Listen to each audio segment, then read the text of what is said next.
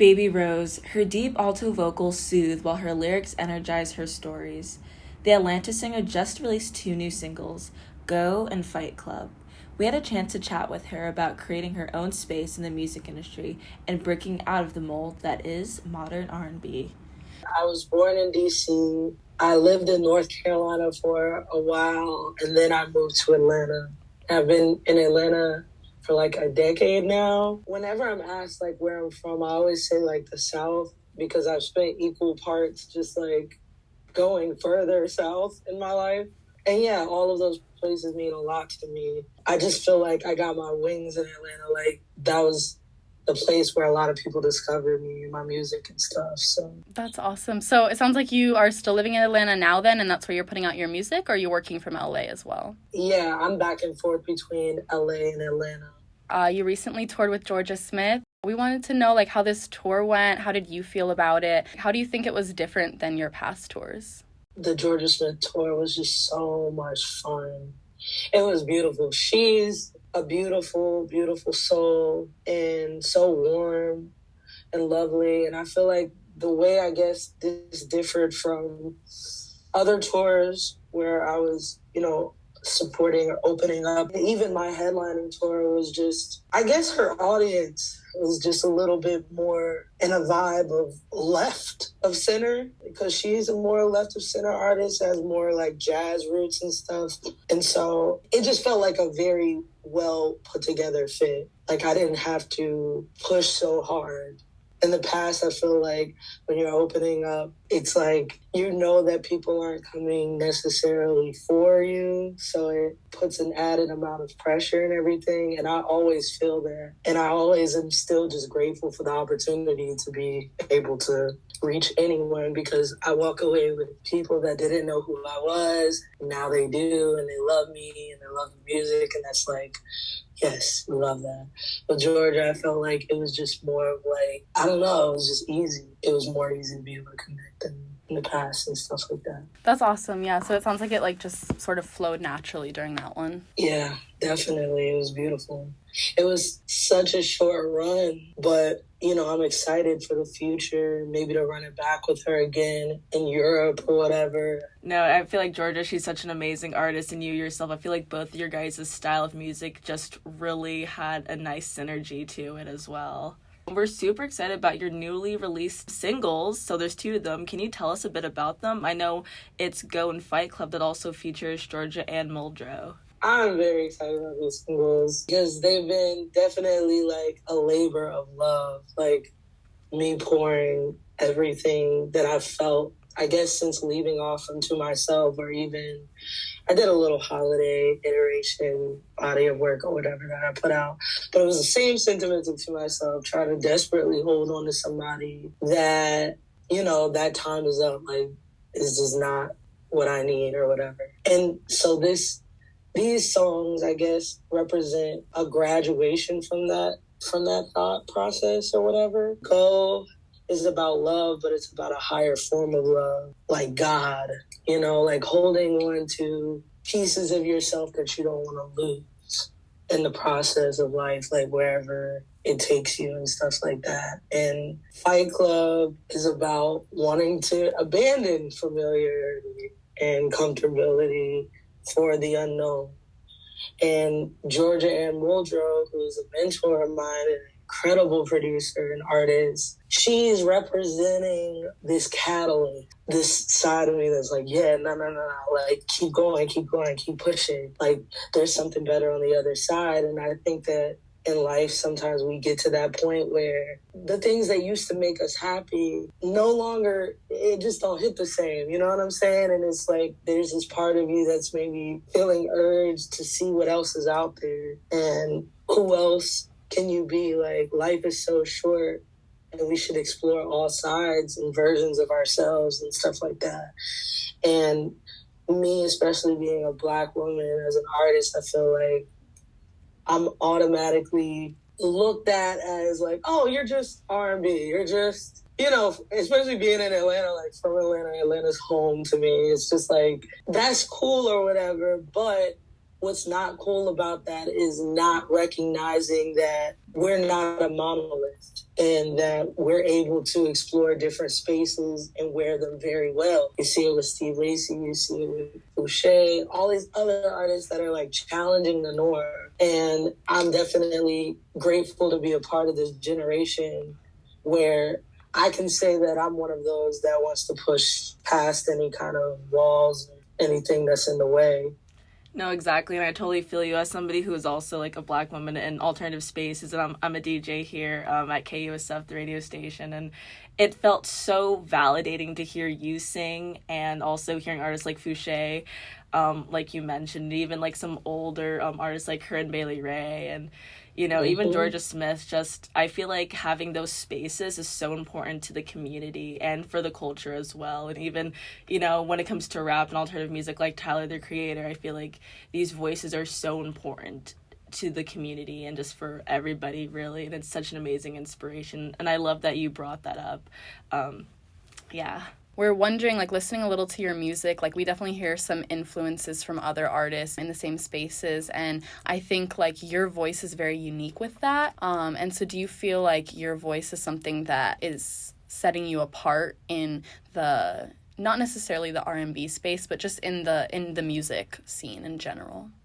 Definitely. Like, I'm grateful to have a very unique instrument, like, as my voice.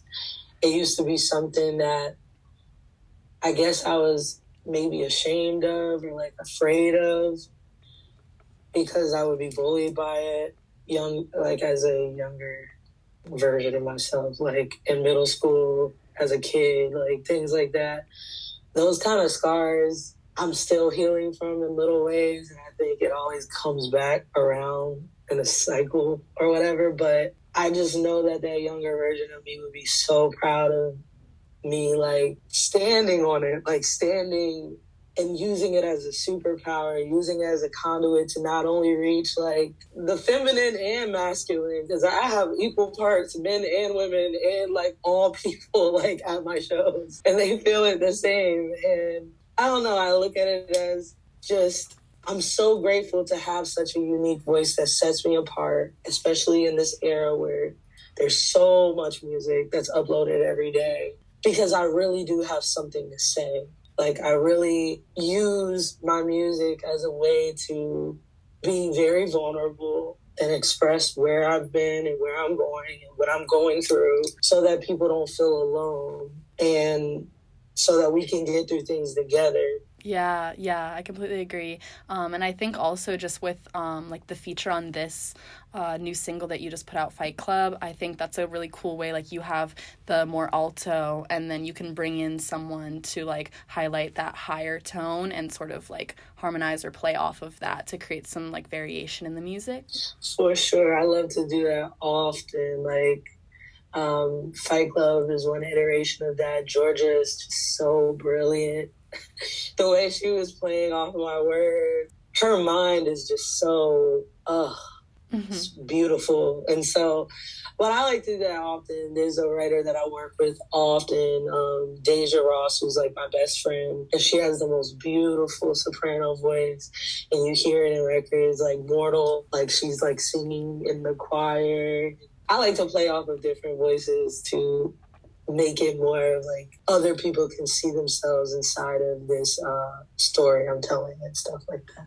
So where do you think the future of R&B lies, and do you see female artists making more of an impact in the future, especially Black women and women of color? Oh, absolutely. I feel like rhythm and blues, like when we get to the essence of it, is something that was a safe space for us in its purest intention. And so I see it, the future of it, just becoming more innovative in these forms and not necessarily staying in a comfort zone of, oh, we're just going to talk about toxic or this or like this. Like, you know what I'm saying? That just because that's high and that would be easily digested, I see a lot of people inspired to push the narrative, take up space, really in a strong way. And it gives me chills even thinking about it, because a lot of these spaces, even rock, or country, a lot of these original artists were Black, people of color, you know, and blues. Oh my God. From that stems so many genres. At the heart of it, it's about what you're really feeling inside and looking around you, reading the room of the world. Like, it's a lot going on. There's a lot of people that are hurting.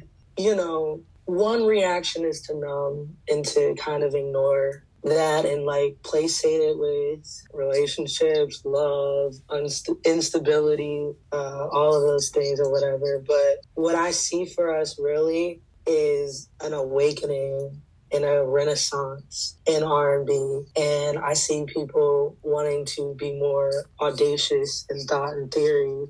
And I just want to be on the right side of history with that. So when I'm trying to tell a story or whatever song or whatever intention I have with it, I'll lend myself to that genre, or I'll lend myself to create the soundscape that matches that energy, rather than feeling like, oh, I'm an R&B artist, so I can't do that. I have to stick with 808s and hi-hats and like whatever. Like, I'm like, nah, like whatever the intention or the energy of the record is giving, I want to be able to fall into that and flow with it and really be a vessel rather than trying to gatekeep myself. And I feel like that's what's going to happen with a lot of artists. Like, I have a lot of friends and they're all very much doing their thing and working on their, like, in their own unique way. I'm excited for where R&B is going to go, and really just beyond just the genre of R&B, where Black women and all, you know, people of color are going to just expand the music, whether they lend themselves to rock or country or wherever. They're just being a renaissance overall. Folk. Like, my friend Anastasia is crafting a brilliant folk album. And, you know, I just see it all around. And I know we're all reflections of one another. And it's just a reflection of the grand scheme of where we are. And people are giving it all. They're giving it their all, like it's the last thing that they'll ever do. And maybe COVID was one of the catalysts of that or something, like having everything taken away. So you don't take these things for granted and you get another chance to do it. But I know that's how I feel. And I also see it happening with a lot of other artists as well.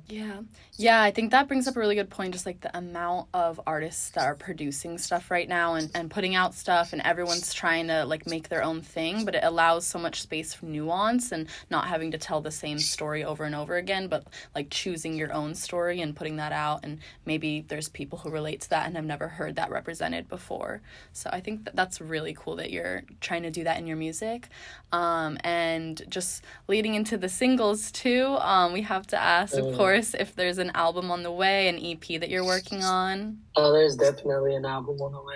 And I am so excited. So excited. It's so rich and beautiful. And I spent a lot of time in Nashville crafting it. It was like getting better and not feeling like I know everything, but just being able to be open. And man, I don't know. I feel like going from survival mode to just being able to be an artist and say that this is my career was such an adjustment for me. And so many feelings came with that. You know what I'm saying? Like good, bad, and ugly. Like, man, like pressure and paranoia and awe and wow. Like, look, I get to keep my friends around and we're being able to build something even stronger. And I think from that is coming a very pure, honest body of work that I'm very excited to share. It's an album. It's very special. And it's my offering, I guess, you know, to the world for like letting me be able to have this career. And, you know, I just want to continue, I guess, my legacy. I just want it to be very honest and very healing, if anything, you know. That's awesome. Yeah, we're looking forward to it a lot. We'll keep our eyes out. Have you guys announced a release date yet, or is that still yet to be announced? So it's going to come early next year. I'm excited to share and let it be, all right, this is y'all's now. Give it over to the fans. Honestly, what are some of your favorite songs right now that you're listening to?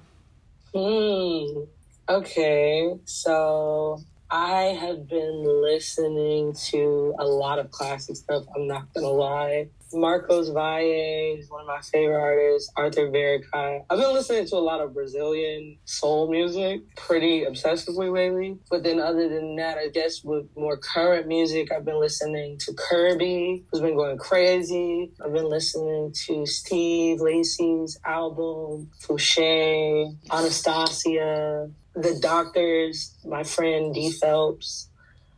Is incredible, and he's like the guy that produced Fight Club or whatever, but he has his own band. This girl Mami, Mamii, has the craziest voice. I love her so much. Yeah, I've been listening to my homies, and I've been listening to old classic Brazilian music, and just a lot of Stereolab. I just saw them in concert not too long ago, so I've been pretty obsessed with dots and loops since. And yeah, a lot of instrumental stuff, but mainly a lot of just of my next album as well. Like just listening to the masters and stuff. I'm trying not to overplay it, but I'm really excited. I'm really excited about it. So, Awesome. yeah. Hey, I'm Baby Rose, and you're listening to KUSF.